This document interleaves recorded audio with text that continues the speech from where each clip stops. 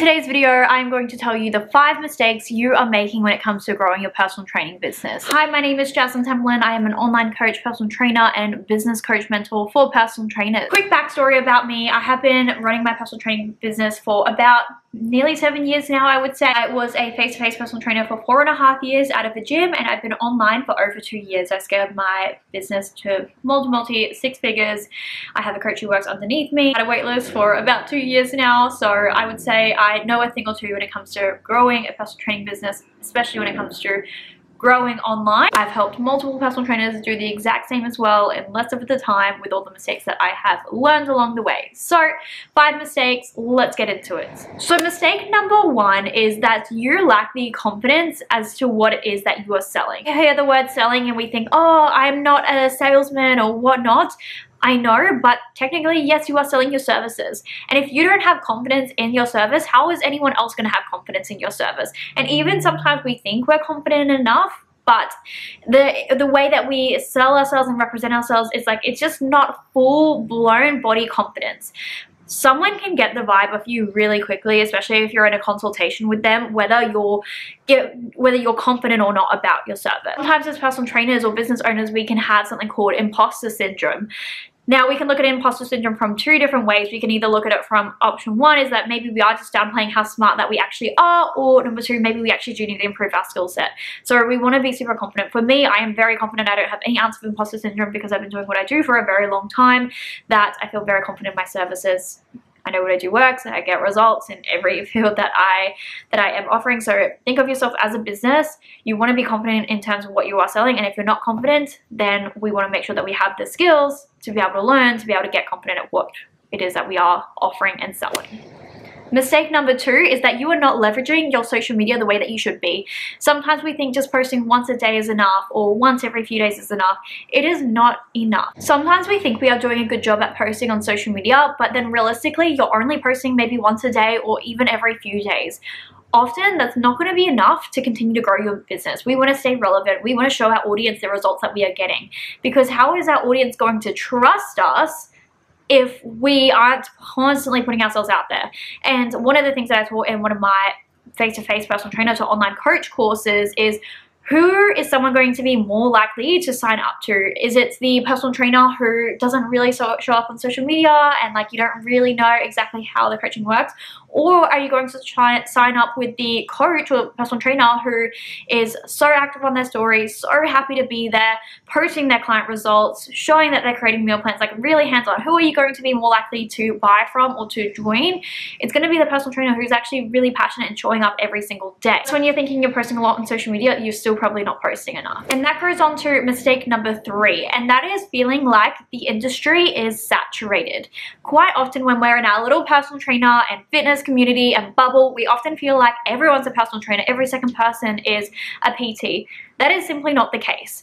Think about the amount of hairdressers you know, or the amount of tradies that you know, or the amount of nurses you know. Technically oversaturated markets, but we always need them. There is never enough. Don't let that be an excuse.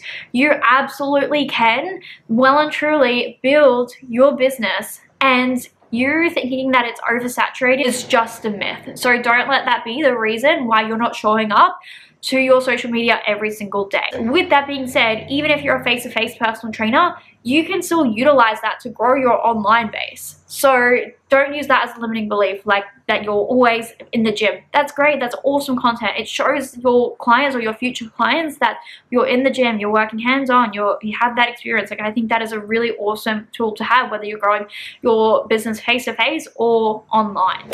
Mistake number 4 that I see personal trainers make when it comes to growing their business is not utilizing doing the actual work. Quite often, if you are not busy and booked, one of the best things that you can do with your time is to physically go out and do the work. And what I mean by that is literally going and doing flyers, posting on Facebook groups. It's, you know, even whilst I'm not a big fan of doing any kind of cold DMing, and I don't do that myself, it can be a great way to build rapport if it's done in a good, authentic way. So sometimes if you have got time on your hands and you want to build your business, sometimes the best thing that you can do, use that time and physically do the work. For me, even with where my business is at, even when I have a wait list, I am still going and handing out flyers. I still have flyers that I have made from 1-2 years ago, and it just has my Instagram on it and Sean's Instagram, who's a coach who works underneath me. So at any time I'm going to walk, I'm putting the flyers out. Fantastic physical way of not only getting in your steps, because we know how important that is for us PT. Even if you're putting one flyer in one mailbox, there could be 4 to 6 people living in that house. As we know as well, it takes about 10 points of contact for someone to actually join with you.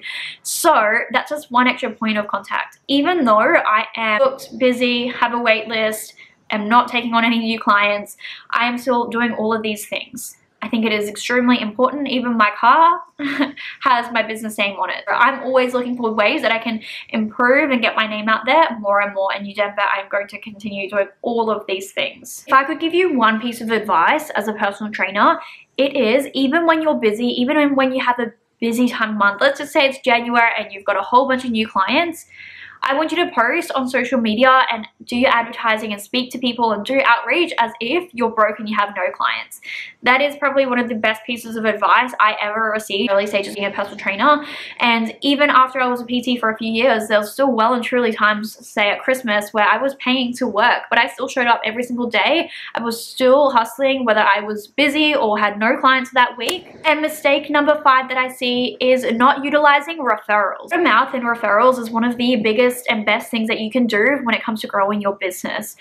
Most of my clients honestly just come from referrals. And what you can do as well, and this is something I used to do back in the early days, I don't really do it anymore because I'm not accepting any new clients, but I've always done like a little bit of like a thank you for referrals, and it's a way of getting your clients to refer you on to their friends, because naturally everyone's going to want to talk about their personal trainer and what they're doing, because having a PT is a luxury service.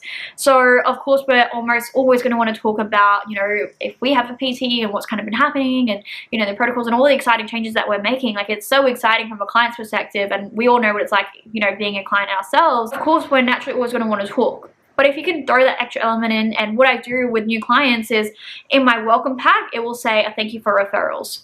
So there's so many different things that you can do, and this is completely up to you, and you can have a think about what you want to do when it comes to if someone gives you a referral and they sign up and what you want to do. So you could either discount for their next session with you or their next week.